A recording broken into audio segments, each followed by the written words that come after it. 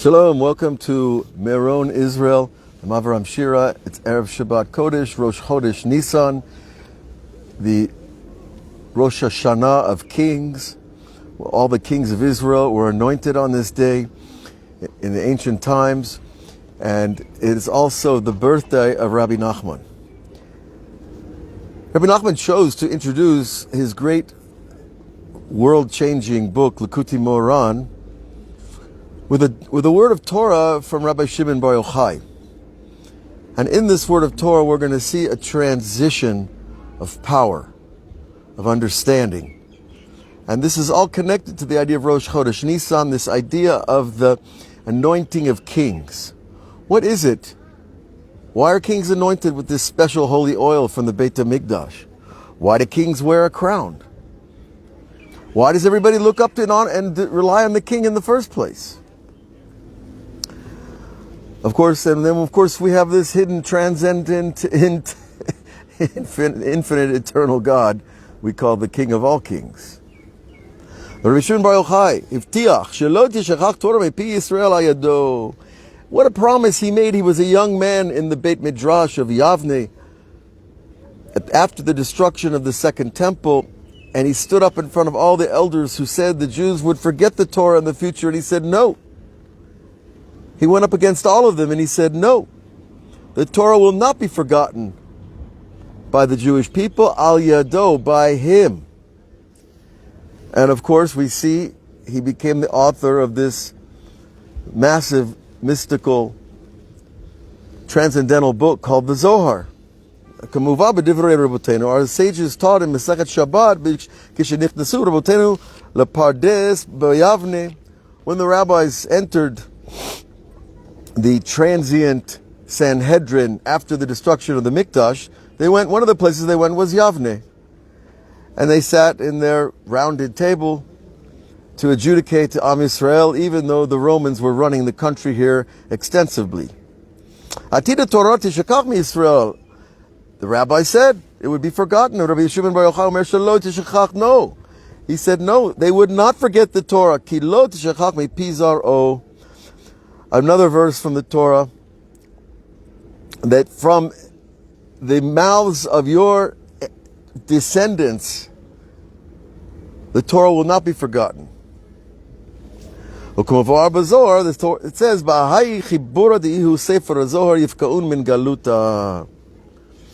from this book, the Sefer Zohar, the teachings of the inner Torah, the Jewish people would not forget the outer Torah.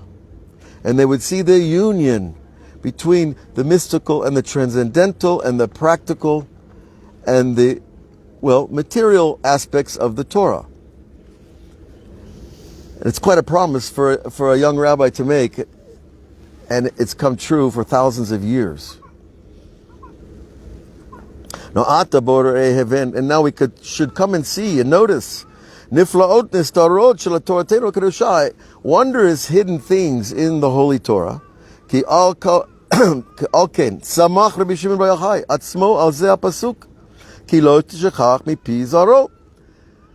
God's promise in the Torah that it would not be forgotten from the Torah, Rabbi Shimon used it to support his argument to the elders who said the Torah would be forgotten. Now, isn't that an interesting argument, that it takes the young man to stand up in front of all the elders to say, no, we're not going to give up, we're not going to forget, we're going to carry on this ancient, awesome tradition.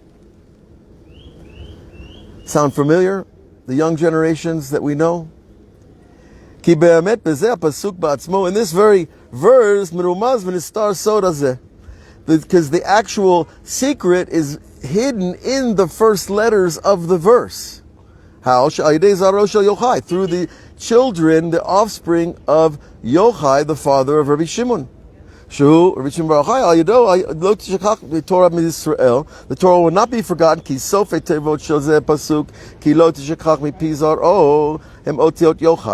Because the last letters in each of the words of that verse spell out the name Yochai, Rabbi Shimon's father, who is Zaro, his seed.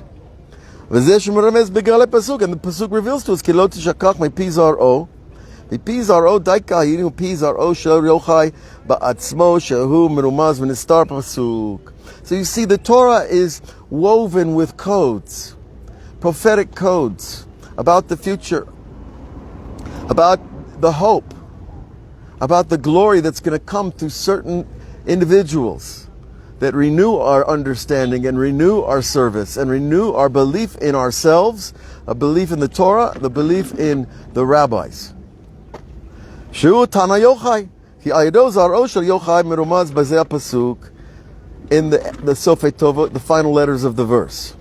Shehu Rabbi Shimon Bar Yochai Ayado Lo Tishakach Torah Ki Bezor Da Yifkum Min Galuta, because the Zohar itself is this book that's going to bring us out of exile. Now, how does that work? A book takes us out of exile. Well, we understand that the Zohar itself is a book of the hidden secrets in the Zohar, and in the Chumash, and in the latter writings as well. The Zohar is full of prophecies that are hidden. And when they're revealed, that's a redemption of knowledge. And when the Jewish people have a redemption of knowledge, they have a personal redemption. They learn to believe in themselves again. They learn to believe in their tradition and their kings. And that there is a time that we believe we're living now where Jewish kingship is on the ascendancy.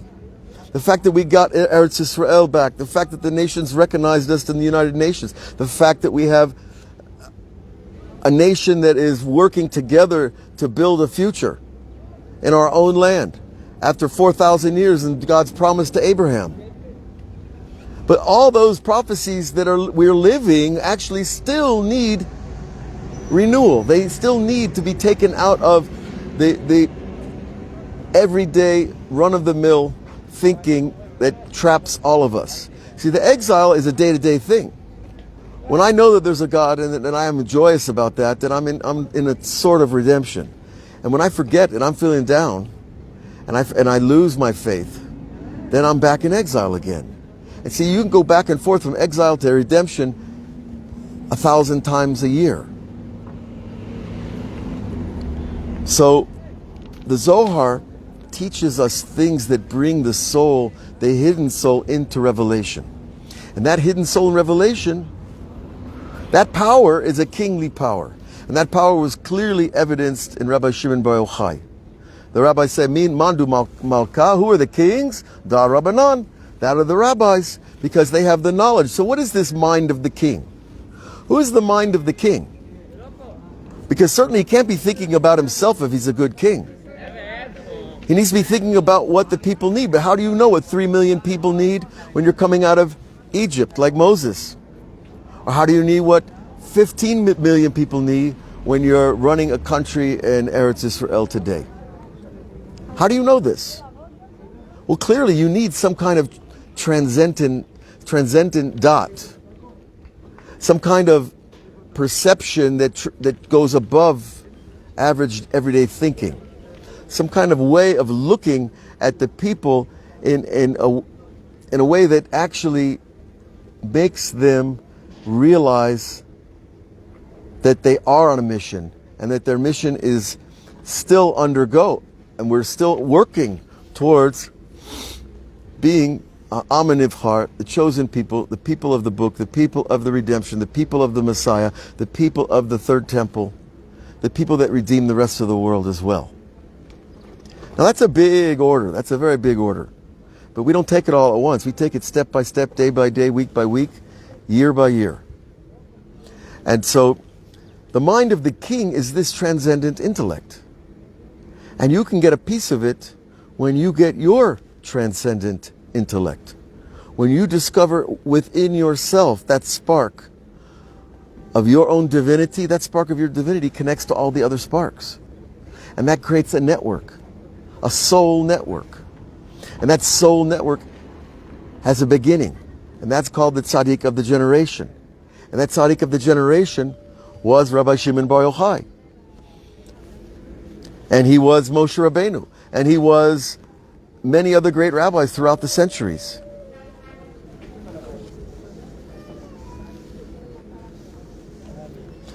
Vada. Shesod Rabbi Shimon Bar Yochai ba'atzmo. This secret that we've been learning, that his book would bring us out of exile. Who merumaz also been in another verse. Ki da ki atana akadosh Rabbi Shimon Bar Yochai ir v'kadish min shemaya nachit. It says in Sefer Daniel, Ish Hamudot, Daniel, who saw the writing on the wall in Babylon, he said something, it must have been about 2,800 years ago, 2,500 years ago. Ir v'kadish min shemayim nachit. He said something that anybody could say. Really, a holy angel came down from heaven. You know, children talk that way. You can see it in the movies. You can see, I've seen people on Oprah talk like that way. So why do we say it's holier than anybody else saying the same idea? Ir v'kadish min shemayim nachit. Because the first letters of that verse spell out the name Shimon. That Rabbi Shimon, the soul of Rabbi Shimon, was not a once a day, a once a week, a once a year type of soul. It's once in the history of humanity that such a soul comes down. And that soul, we believe, he's still alive without a body, because the divine spark in every human being does not die. There's no such death by your true self. Now, you might not believe that, and you might think it sounds crazy, and it's hard to believe when you first hear it. But when you discover it and you know it, then you change your entire relationship to life. Because you know that we are just transitory beings here, ephemeral. We're here and we're gone. But there's part of us that's never gone. And that has many jobs and many missions over many centuries and even millennium.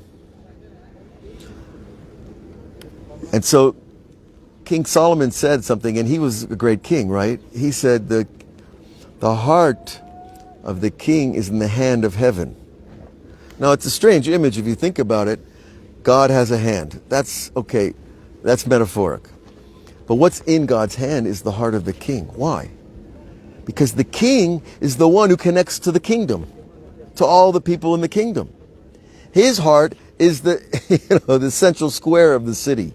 His heart is the neuron that connects to all the other neurons in the brain of the people.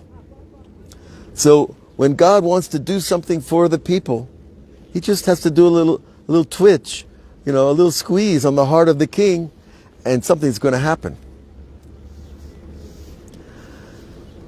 And so when we understand that about the king, we understand that his mind is not really his own mind, that his mind is in partnership with the divine within him. Because God is using the kings to run the world. But along came the first rabbi of Chabad, and he said a very interesting thing. He said, God runs the world through the broken-hearted people. Why does he say that? He doesn't say God runs the world through kings, but through the broken-hearted people, because I believe the broken-hearted people are the ones who reveal God's presence in the first place. And so God runs the world through those who reveal his presence. If you're a person that wants to reveal God's presence in the world, then you're helping him run the world. And it doesn't mean you have to have a desk in the White House or in the Knesset or anywhere else. It just means that your heart has to be open and filled with the will of Hashem. And when you learn Zohar and you learn the stories of Rabbi Shimon and what he and his students did and accomplished, then you suddenly realize that something very special has happened here. And we come back here whenever we can. On Shabbat, Rosh Chodesh, Nissan, Rebbe Nachman's birthday is a wonderful time to be here. And I bless you all that you get a chance to be in Meron on any Shabbat of the year, especially such a Shabbat as this. Now, Rebbe Nachman came along, and his book also renewed the Jewish people in a lot of ways in the end of these last generations. Because when I began going to Uman on Rosh Hashanah in Ukraine, there were 700 people. And before that, about 20 years before that, there were maybe 50 people. And last Uman, not the one in Corona, but the last Uman without wars in Corona, there were 50, 60,000 people. So you see, there's an exponential growth of the knowledge of the rabbis. This exponential growth happens over generations. Rabbi Shimon wrote the Zohar with 5 or 7 students, the Idra Zuta and the Idra Rabbah. 10 people wrote a book that now millions and millions of people have been learning for thousands of years. So you see how the spreading of the knowledge of the rabbi, of the great sage, Rabbi Shimon, and the great sage Rebbe Nachman, and other great sages, their knowledge spreads into the world and it changes people. And that's how we grow, and that's how we transform, and that's how we get a glimpse of the mind of the king in man, the King of Kings. Bless you all. Shabbat Shalom. We'll see you on all the platforms this week.